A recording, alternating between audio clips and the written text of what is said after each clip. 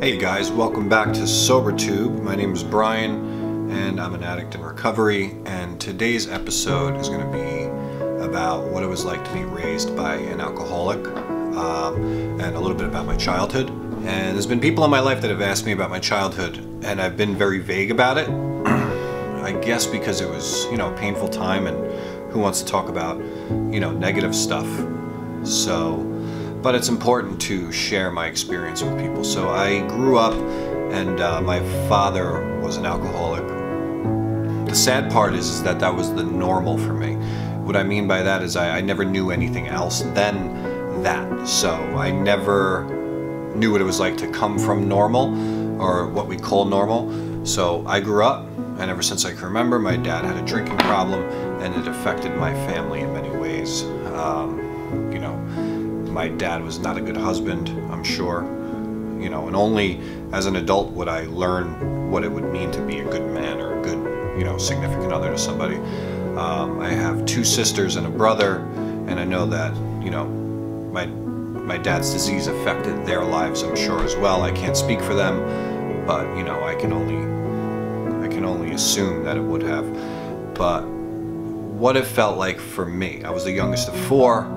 My dad's alcoholism affected finances, first off. I remember just not having what other kids had, and we were poor, and I grew up around a lot of kids that had a lot of stuff. I saw a lot of wealth. I went to Catholic school, and, kids had stuff I didn't have. But most of all, I think that, I grew up in an environment that was toxic and negative, always wondering what was going to happen when my dad got home. He didn't beat me physically, but just not a dad, just a drunk person living in a house, and that's what I called my father. My dad is some drunk guy that lives in my house, and sometimes he's mean, and sometimes he's nice, and sometimes he works, sometimes he doesn't, sometimes he doesn't have a job. And it was embarrassing and stressful, and his alcoholism was probably why we didn't have anything, or didn't have any money.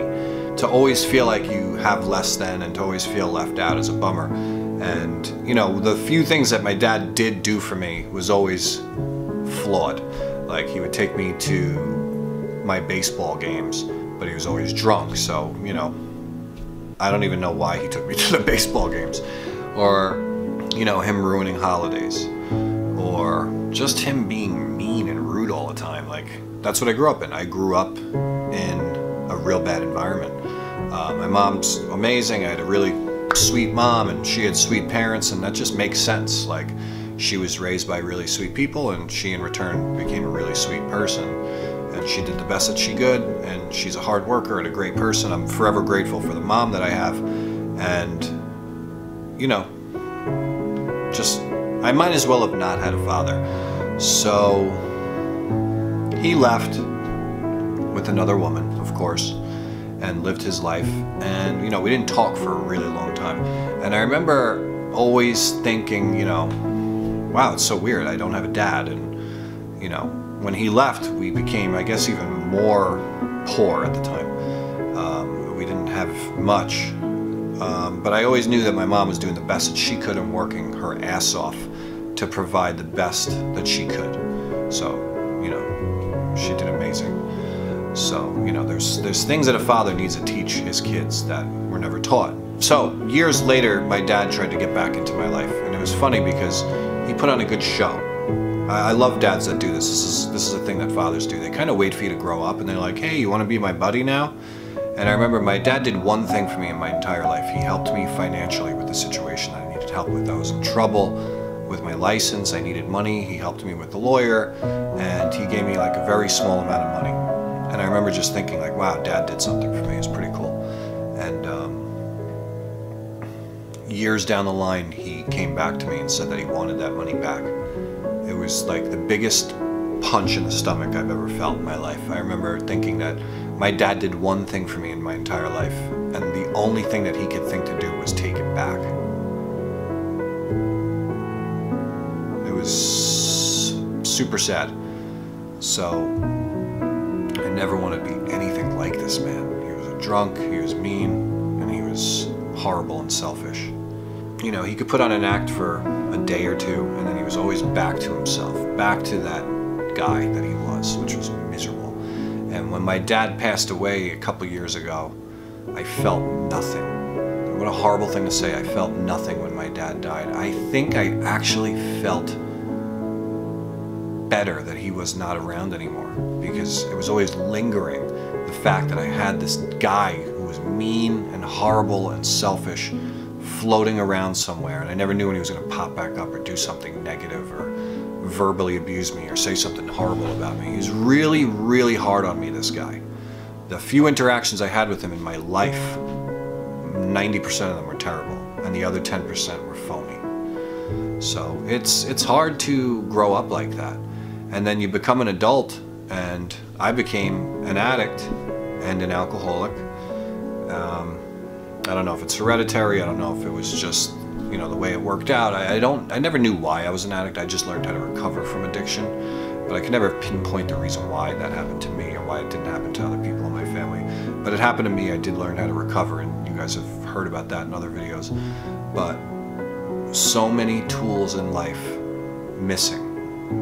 I'm 38 years old, sitting in counseling still, in therapy, learning how to be the man that I was never taught to be.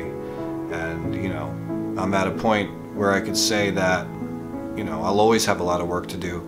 I'm happy with the person that I am today, but, you know, addiction and alcoholism will affect your family. It'll affect your significant others. It'll affect your children. Any person that you come in contact with will be affected. I always thought, like, wow, my dad's alcoholism, I haven't even seen this guy in years, and he lives in another state, and he has been able to affect me on a regular basis and affect relationships in my life, past relationships, you know, because there's things that I just never learned and love that I never felt. And, you know, I don't even think I was hugged until I had my first girlfriend.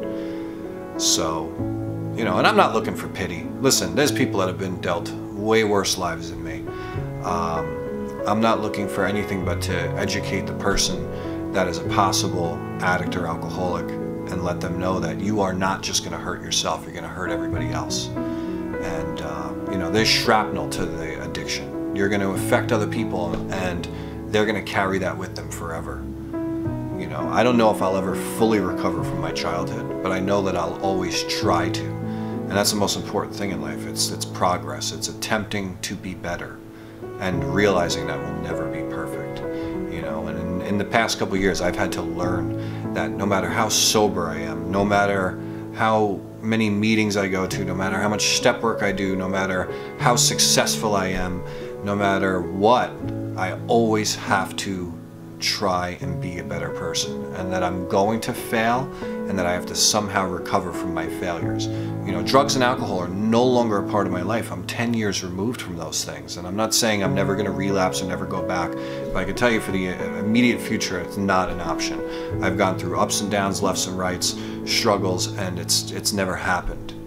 But the most important thing to realize is that if you're an addict or an alcoholic, you have to recover. You have to stop this disease in its tracks, because it is going to affect other people. And it's not going to affect other people just while you're in active addiction. It's going to affect those people for the rest of their lives, and in return affect those people's children. You know, every single person that deserves to recover from this disease, not just the person who's using, but the people around them. My dad never found recovery. And what could I have been, and what kind of person could I have been if my dad got sober and practiced a real program of recovery? You know, all I can do is try and be a good person today, so that if I ever have a family, I'm not going to affect them the way that my father affected me. So, for all of you out there that are suffering or struggling, just know that there are people out there that want to help you, and that, you know, keep it in the day. You can only be good and a good person one day at a time. And I hope this video helped you, and I look forward to seeing you guys on the next episode of SoberTube. Thank you so much for coming. I'll see you guys soon.